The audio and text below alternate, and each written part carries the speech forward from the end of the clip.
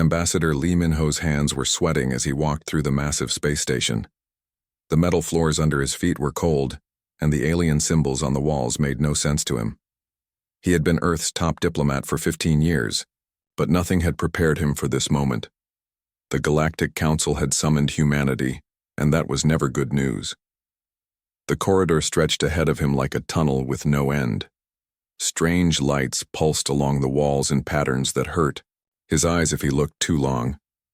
Other beings walked past him, some floating, some crawling, some that looked like walking crystals. None of them looked friendly. They all seemed to know something he didn't. Min-ho checked his watch. In 10 minutes, he would face 12 of the most powerful alien species in the galaxy. Earth's entire future depended on what happened in that room. His stomach twisted into knots as he thought about the message that had brought him here. It wasn't a request or an invitation. It was an order. The double doors ahead were enormous, at least 50 feet tall. They opened slowly as he approached, making a sound like thunder rolling across mountains. The chamber beyond took his breath away. It was bigger than any building he had ever seen, with a ceiling that disappeared into darkness. 12 platforms floated in a perfect circle, each one holding a different alien species. At the center sat High Arbiter Zeloth. The creature looked like a giant praying mantis made of black metal, with 4 arms that moved independently. Its eyes were solid silver, reflecting Min-ho's nervous face back at him.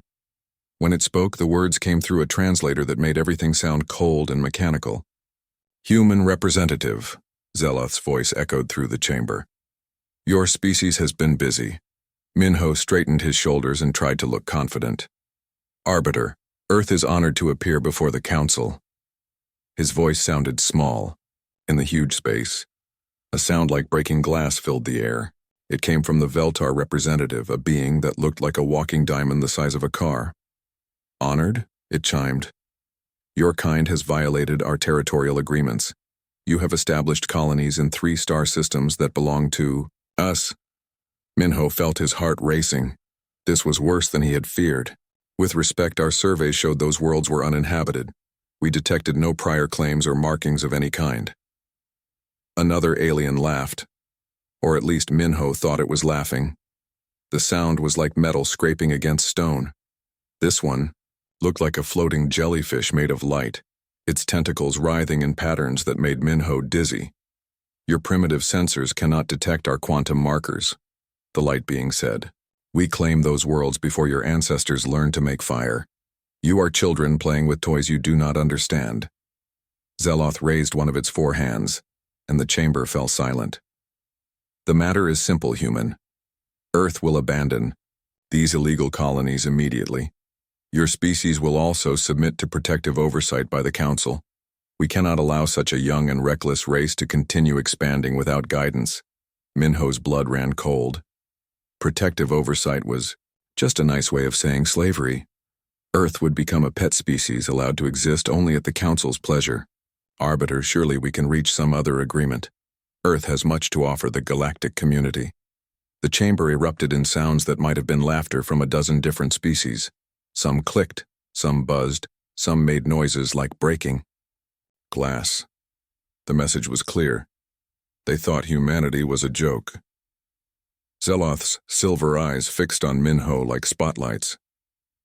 "What could you possibly offer us? Your ships move at a fraction of light speed while ours cross galaxies in days. Your weapons are chemical explosives while ours reshape matter itself.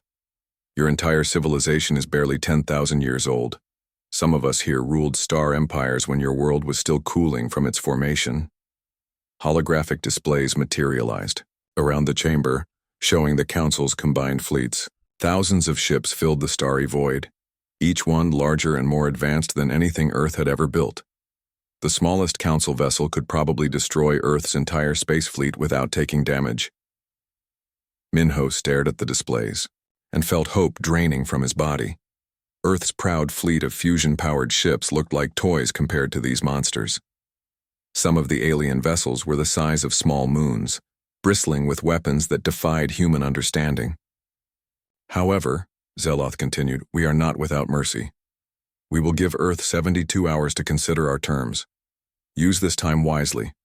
Abandon your illegal colonies and accept our protection, or face the consequences of your defiance. Minho bowed slightly, buying time to think. The Council's generosity is appreciated. I will convey your offer to Earth's leadership immediately. As he turned to leave, Zeloth's voice followed him like a cold wind. Remember, human, the galaxy has existed for billions of years without your kind. It will continue to exist long after you are forgotten. Do not mistake our patience for weakness. Walking back through the corridor, Minho's mind raced. 72 hours to save humanity from extinction. His hand shook as he activated his quantum communicator, knowing that the message he was about to send would change everything. Earth was about to learn that they were not alone in the universe, and that their new neighbors wanted them gone. Dr. Park Ji-woo gripped the controls of her deep-sea submersible as it descended through the crushing darkness of the Mariana Trench. 20 years of ocean exploration had taught her to expect the unexpected, but nothing had prepared her for what the mining company's sonar had detected 7 miles beneath the surface. The readings made no sense. Geometric shapes too perfect to be natural, buried in the deepest part of Earth's oceans. 34,000 feet and still going down, reported Kim Dae-hyun from the co-pilot seat. His voice was steady, but Ji-woo could hear the excitement underneath. The magnetic readings are getting stronger. Whatever's down there, it's big. The submersible's powerful lights cut through water that had remained undisturbed since before human civilization began. At these depths, the pressure would crush a human body in milliseconds, yet something was waiting in the darkness below. The sonar painted a picture that seemed impossible, straight lines and perfect angles where nature only made curves and chaos. "There," whispered Choi Soo-jin from the back seat. As the team's expert in ancient languages, she had insisted on coming, despite her fear of deep water. "Do you see that glow?" A faint light pulsed in the distance, rhythmic like a heartbeat. As they moved closer, the water itself seemed to change color, taking on an odd blue-green tint that their instruments couldn't explain. The temperature readings fluctuated wildly, showing pockets of warm water that shouldn't exist at these depths. Then they saw it. Rising from the ocean floor like a cathedral of metal and stone, a massive structure stretched into the darkness above them. The walls were smooth and unmarked by the corrosion that should have destroyed any human-made object after centuries. Underwater, strange symbols covered every surface, glowing faintly with their own inner light. "Those markings," Soo-jin breathed, pressing her face to the porthole. "They're not from any civilization I know, but they're telling a story. I can see patterns, ships, stars, battles in the sky." The structure's entrance responded to their approach with a deep harmonic tone that vibrated through the water and into their bones. Ancient mechanisms groaned to life with the sound of metal that hadn't moved in millennia. Massive doors, each one the size of a building, began to cycle open with mechanical precision that put modern engineering to shame. "The pressure readings just changed," Dae-hyun said, his voice tight with disbelief. "There's an air pocket beyond those doors. How is that possible?" Ji-woo guided the submersible through the entrance into a chamber filled with breathable atmosphere. Emergency lighting activated along the walls, casting long shadows that danced like ghosts. The technology was clearly advanced, yet something about the design felt familiar in a way that made her skin crawl. They docked at a platform that seemed designed specifically for their vessel. The moment they stepped outside, motion sensors triggered throughout the facility. Lights blazed to life in sequence, illuminating corridors that stretched into the distance. The air was clean and warm, recycled by systems that had been running without maintenance for an impossible length of time. "The power source has to be massive," Dae-hyun muttered, checking his instruments. "These energy readings are off the charts. It's like they're tapping directly into the Earth's core." They followed the main corridor deeper into the facility, their footsteps echoing in the silence. The walls were covered with more of the glowing symbols, and Soo-jin stopped frequently to photograph them. Her translation software flickered and sparked, overwhelmed by languages it had never encountered. "These aren't random decorations," she said, running her fingers over the symbols. "They're instructions, warnings, and something else. coordinates, I think. Star maps showing places that human telescopes have never seen. The corridor opened into a chamber so vast that their lights couldn't reach the far walls. As they stepped inside, more systems activated automatically. Floodlights blazed to life, revealing a sight that made all three explorers stop breathing. 12 towering figures stood in perfect formation across the chamber floor. Each one was nearly 200 feet tall, humanoid in shape, but clearly mechanical. Their bodies were crafted from an alloy that seemed to bend light around itself, creating an effect that hurt to look at directly. Despite their size, there was something graceful about their design, as if they had been built not just for war but for art. Mechs, Daehyun whispered, giant robot warriors.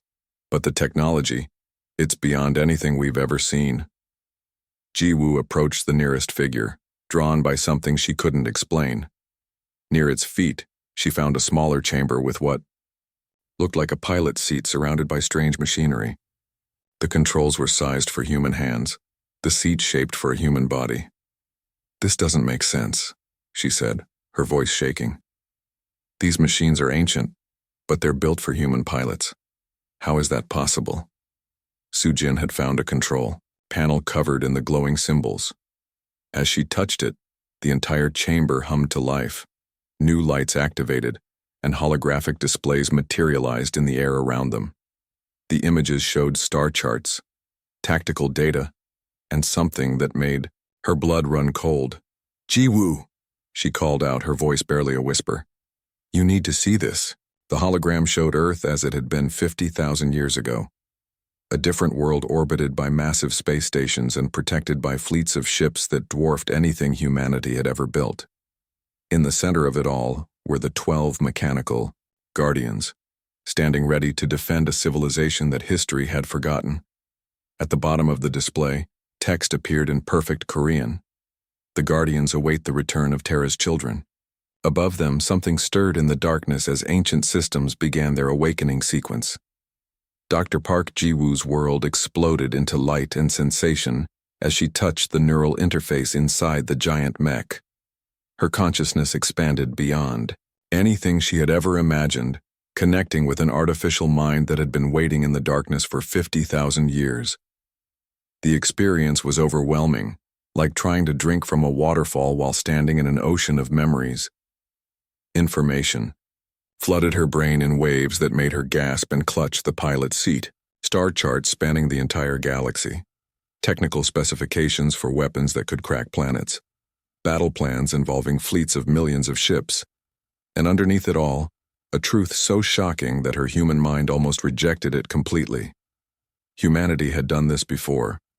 All of it. The space travel, the colonies, the conflicts with alien species. Everything that seemed new and terrifying to modern Earth was just history repeating itself. 50,000 years ago, humans had ruled an empire that stretched across half the galaxy. "This can't be real," Ji-woo whispered, but the mech's ancient AI responded with patience and something that felt like sadness. Through the neural link, it showed her the truth that had been buried beneath millennia of carefully manipulated history. The Terran Dominion had been humanity's first attempt at galactic civilization. Unlike the modern human governments that struggled with basic space travel, the Dominion had mastered technologies that made physics seem like gentle suggestions rather than rigid laws. They traveled between stars in minutes, terraformed dead worlds in days, and built artificial intelligences that could think faster than biological brains. But it wasn't their technology that had made other alien species afraid. It was their adaptability. Where other civilizations took millions of years to evolve new capabilities, humans learned and changed within single generations. They absorbed new ideas, improved on existing technologies, and found solutions to problems that had stumped older species for centuries. Kim Dae-hyun, connected to a second mech nearby, shared Ji-woo's shock as the artificial minds communicated, directly through their neural links. "They were terrified of us," he said, his voice echoing in the vast chamber. "Not because we were violent, but because we wouldn't stop growing and changing." The ancient AI showed them the final days of the Dominion through holographic displays that made them feel like they were standing in the middle of history. The Galactic Coalition, led by the same species that now called themselves the Council, had spent centuries planning humanity's destruction. They couldn't compete with human innovation, so they chose treachery instead. The attack came without warning across hundreds of worlds simultaneously. Quantum weapons that turned entire star systems into cosmic dust. Biological agents designed specifically to target human DNA. Fleets of ships that appeared from nowhere to devastate colonies before vanishing back into hyperspace. The war lasted only months, but it was enough to shatter human civilization completely. Choi Soo-jin, interfacing with the communication systems of a third mech, gasped as she accessed the linguistic databases. "They didn't just destroy our empire," she said, tears streaming down her face. "They erased our history. Every record, every artifact, every trace that humans had ever reached the stars was systematically eliminated." But the Dominion's leaders had suspected the attack was coming. In their final act, they had selected Earth, then a barren rock with a toxic atmosphere, as humanity's refuge. They seeded the planet with genetic material designed to restart human evolution from the beginning, then buried 12 guardian mechs in the deepest parts of the forming oceans. The plan was simple and desperate. Humans would evolve naturally on Earth, eventually developing the drive to explore space again. When they did, the Guardians would awaken to protect them from the same species that had destroyed their ancestors. It was a 50,000-year insurance policy that had just come due. Every major war in human history, Jiwoo realized as she accessed more of the mech's memories. Every plague, every technological setback that kept us planet-bound. They caused it all. The Council has been manipulating our development for millennia. The artificial intelligences confirmed her worst fears. The fall of Rome, the Dark Ages, both world wars, even the delays in developing faster than light travel, all of it had been carefully orchestrated to keep humanity trapped on one world. The Council species had learned from their mistake. This time, they would prevent human expansion before it could begin. But they had underestimated human persistence. Despite thousands of years of manipulation, humanity had finally reached for the stars again. The colonies in the Vega, Altair, and Proxima systems were just the beginning. Deep inside their genetic code, humans still carried the drive that had built the Terran Dominion. "The Council's ultimatum," Dae-hyun said, understanding flooding his voice. "They're not trying to control us. They're trying to finish what they started 50,000 years ago." Through the neural link, Jiwoo felt the 12 ancient AIs stirring to full consciousness. Their quantum cores began generating energy signatures that registered on sensors across the solar system. These weren't just weapons or tools. They were the final guardians of human destiny, and they had been patient long enough. Soo-jin's mech detected massive quantum distortions approaching from deep space. "The Council fleet is coming," she reported. 1,200 ships with enough firepower to turn Earth into cosmic dust. Jiwoo smiled grimly as the ancient technologies flowed through her consciousness. "Then it's time to remind the galaxy why they were afraid of humanity in the first place." The exile was ending, and the true children of Terra were about to reclaim their birthright among the stars. High Arbiter Zel-Oth had waited long enough. The human delegates' 72 hours were nearly up, and Earth's response had been predictably defiant. These young upstarts actually believed they could negotiate with civilizations that had ruled the galaxy for millions of years. It was almost amusing if it wasn't so pathetic. "Deploy the siege formations," Zel-Oth commanded from his flagship's bridge. The massive vessel stretched for miles, its hull covered in weapons that could shatter moons. Around it, 1,200 ships from the Council's combined fleets prepared for humanity's final lesson. "If they won't surrender their illegal colonies, we'll solve the problem permanently." The armada moved through hyperspace toward Earth's solar system, their formation representing the combined military might of species that had perfected warfare before humans had learned to make fire. Veltar crystal ships hummed with harmonic, weapons that could vibrate planets apart. Nexari vessels charged their quantum disruptors, weapons that could erase matter from existence itself. The smallest ship in the fleet could have conquered Earth's entire space force without taking damage. Ambassador Lee Min-ho watched the approaching fleet from his quarters on the Council station, his quantum communicator crackling with desperate messages from Earth's Defense Council. "They're coming," he reported, his voice heavy with defeat. "Estimated arrival in 6 hours. There's nothing our ships can do against them." On Earth, in the depths of the Mariana Trench, Dr. Park Ji-woo felt the ancient systems reaching full power. The 12 Guardian Mechs stood ready in their hidden chamber, their exotic matter cores generating energy signatures that were starting to register on sensors across the solar system. The readings were impossible. Each mech was producing more power than Earth's entire electrical grid. "The quantum distortion is off the charts," reported Kim Dae-hyun from his pilot interface, his consciousness now fully merged with his mech's artificial intelligence. "We're bending space-time just by powering up. If anyone's monitoring deep space sensors, they're going to know something's happening." Through her neural link, Ji-woo accessed the Guardian's full capabilities for the first time. The sensation was like being struck by lightning made of pure knowledge.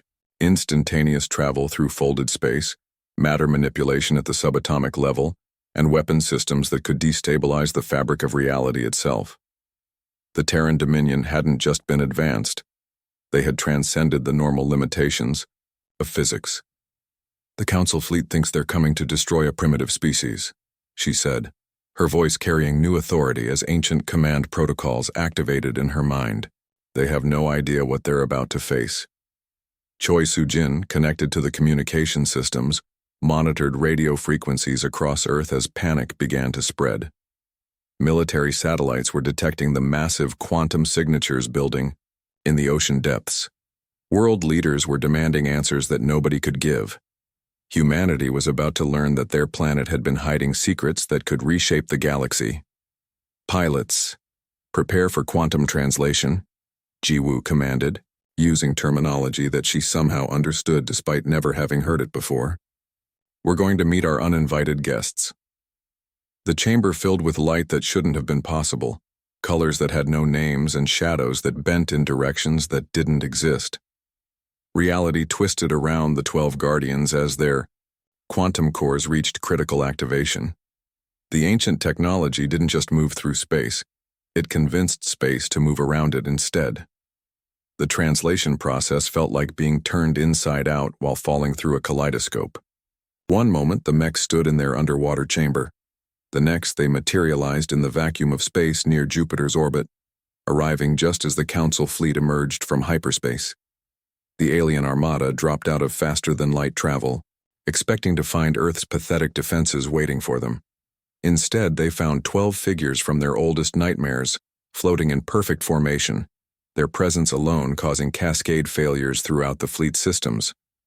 On the flagship's bridge, Zeloth stared at sensor readings that made no sense.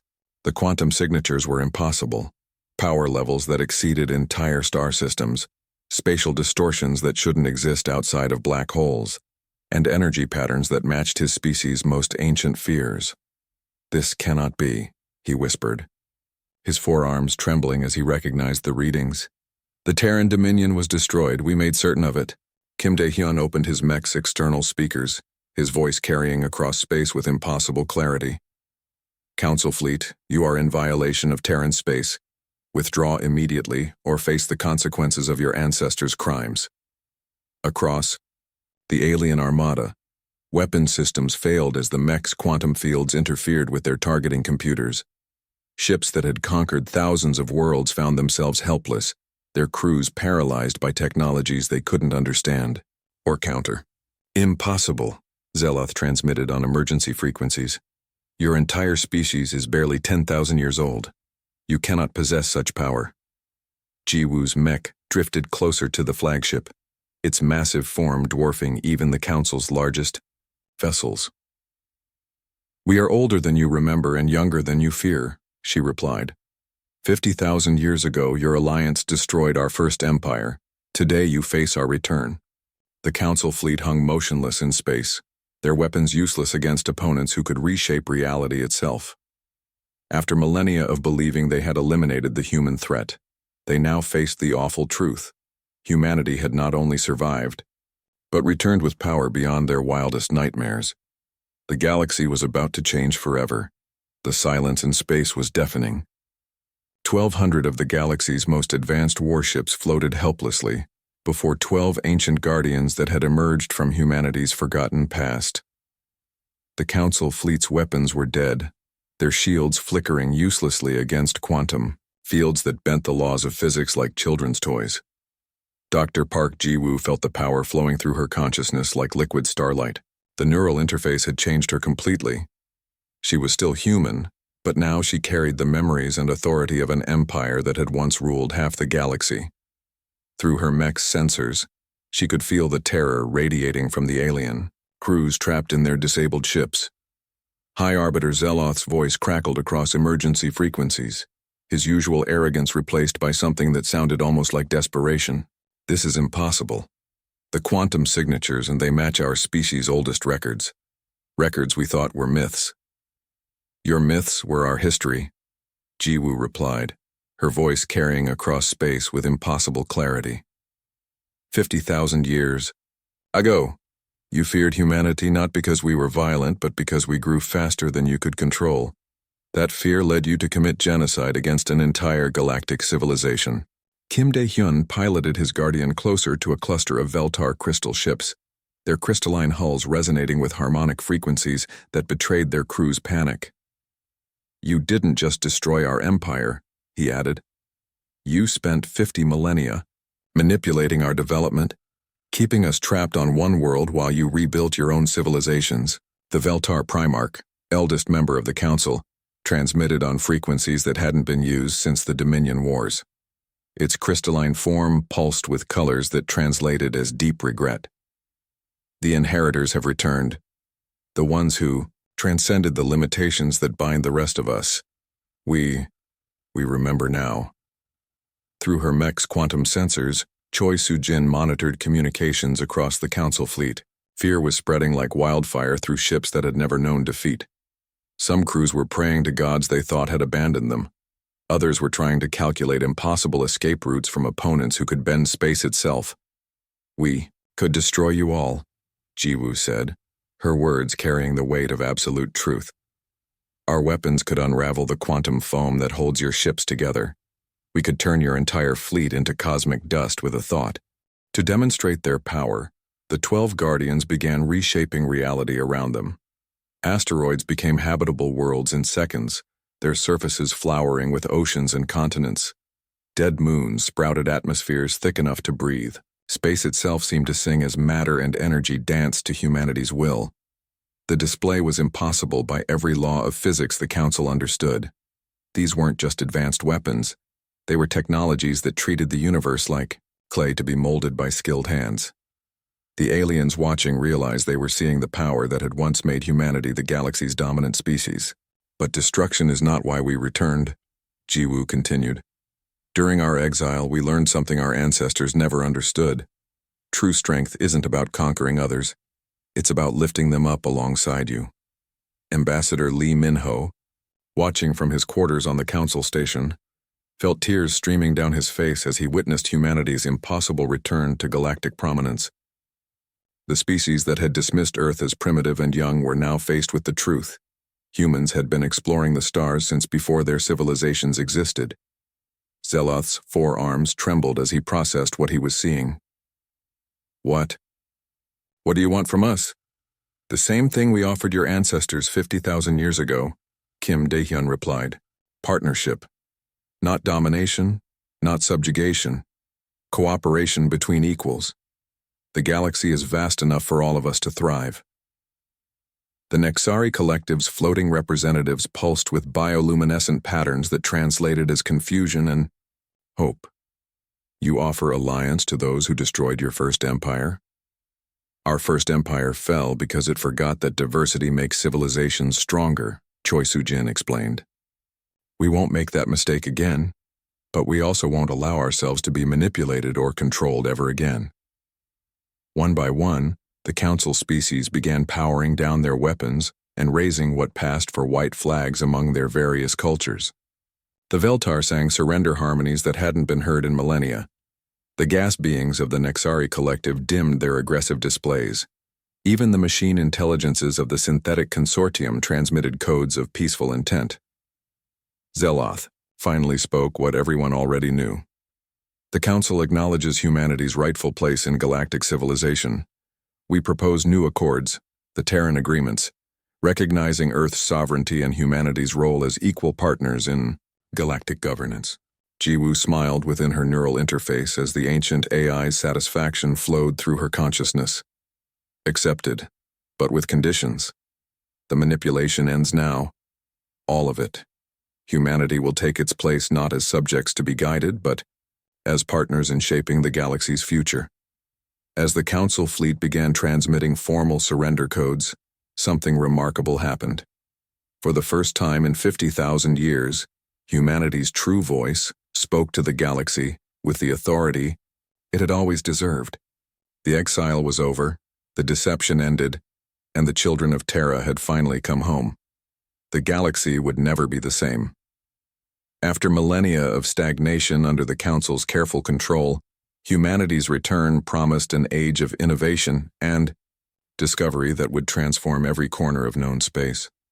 The species that had once feared human adaptability would now benefit from it.